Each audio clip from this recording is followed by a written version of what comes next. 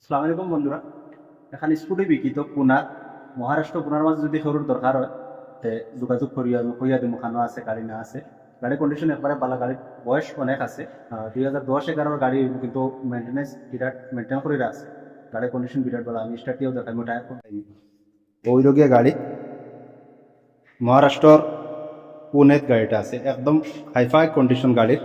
সোসাইটিত ফুরি দাঁড়া সিরিফ অফিসও যাবা বা বেটা করছে সিট কভারও সামান্য সামান্য দাগ আছে।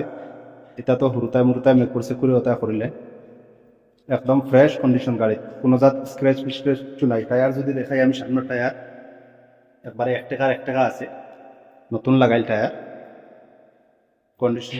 পিছনের টায়ার যদি দেখাই পরের টায়ার একদম ফ্রেশ, কোনো ভাই গাড়ির ক্র্যাচ নাই। আর যদি আমি দেখাই কতখান চলছে অথবা স্টার্ট কন্ডিশন আমি দেখাই, আর চলছে কতখান কিলোমিটার। কিলোমিটার হইল গিয়া 88,559, 88,559 কিলোমিটার চলছে। গাড়ির ক্র্যাচ ফ্র্যাচ কিচ্ছু নাই। স্টার্ট যদি আমি দেখাই স্টার্ট কন্ডিশন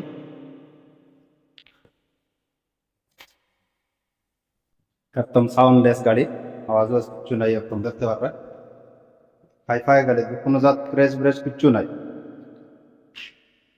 গাড়ি আসলে বুড়া হয় না, গাড়ি মেনটেনের উপরে কথা, গাড়ি মেনটেন করিয়ে রাখছে গতিকে গাড়ির একদম হাইফাই কন্ডিশন রয়েছে। আবো